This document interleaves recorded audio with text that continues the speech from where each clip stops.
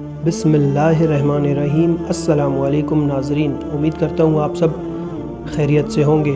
اللہ تعالیٰ نے انسانوں کی بھلائی کے لیے جو پیغام حضور اکرم صلی اللہ علیہ وآلہ وسلم کے ذریعے دنیا میں قرآن پاک کی صورت میں پھیلایا، نیک بندوں نے اس پر عمل کیا اور دوسروں کو سیدھا رستہ دکھانے کے لیے اس کی تبلیغ بھی کی۔ درس و تدریس بھی اس تبلیغ کا ایک ذریعہ تھا۔ استاد ایک حوض کے کنارے اپنے شاگردوں کو درس دے رہے تھے کہ اس دوران ایک بزرگ ٹہلتے ہوئے اس طرف آ نکلے۔ مسافر معلوم ہوتے تھے، کپڑے گرد میں آئے ہوئے اور جوتے پھٹے ہوئے تھے۔ تھوڑی دیر سنتے رہے، پھر بولے، اس کتاب میں کیا ہے؟ استاد نے نرمی سے جواب دیا، حضرت، ہاتھ سے لکھی ہوئی اس کتاب میں وہ کچھ ہے جو آپ نہیں جانتے۔ بزرگ نے کہا، دکھاؤ۔ پھر کتاب ہاتھ میں لی اور پانی سے بھرے حوض میں پھینک دی۔ استاد پریشان ہو گئے، روحان سے ہو کر کہا، یہ آپ نے کیا کر دیا حضرت؟ میری ساری محنت ضائع کر دی۔ بزرگ نے کہا، ارے روتا کیوں ہے، ٹھہر جا۔ یہ کہہ کر حوض میں ہاتھ ڈال کر کتاب نکالی اور استاد کے ہاتھ میں تھما دی۔ کتاب اسی طرح خشک تھی جیسے پہلے تھی۔ استاد حیران رہ گئے، پوچھا، حضرت یہ کیا؟ بزرگ نے کہا، میاں یہ وہ ہے جو تم نہیں جانتے۔ یہ کہہ کر بزرگ تیز تیز قدموں سے چلتے ہوئے نظروں سے اوجھل ہو گئے اور استاد گم سم کھڑے رہ گئے۔ آواز بحال ہوئے تو پیچھے دوڑ پڑے اور ان سے لپٹ گئے۔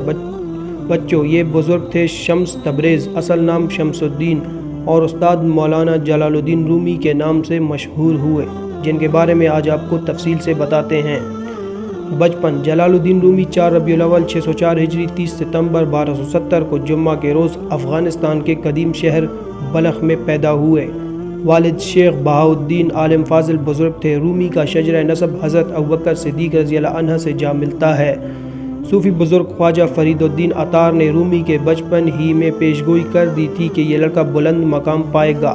رومی نے ابتدائی تعلیم اپنے والد سے ہی حاصل کی، پھر ان کے ایک مرید سید برہان الدین جو اپنے زمانے کے بڑے عالم اور محقق تھے، رومی کی تربیت کرتے رہے۔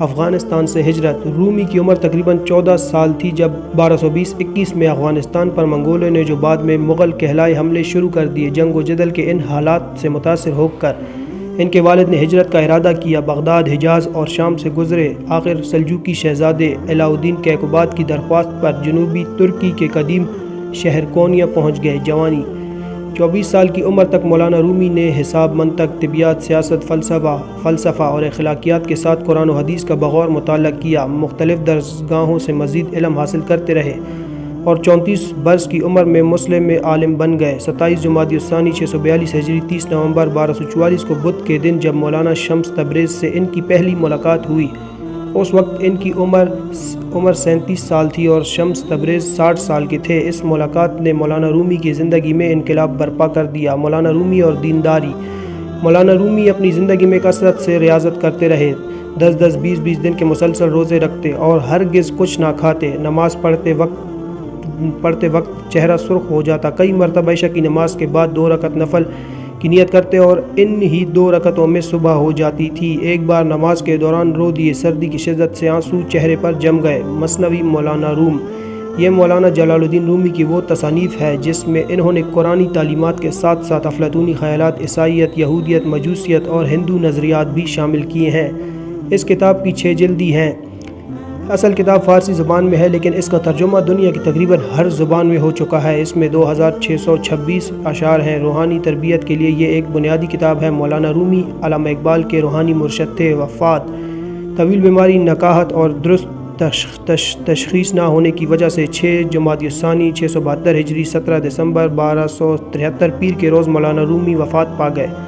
آپ کی وفات کے ایک ہفتے بعد آپ کی چہیتی بلی بھی مر گئی۔ اسے آپ کی قبر کے برابر میں دفن کر دیا گیا۔ مولانا کے بعد ان کی پوتی اور ان کے دوسرے بیٹے سلطان ولد کی بیٹی ایک عرصے تک اپنے دادا کی افکار و نشر و اشاعت کرتی رہیں۔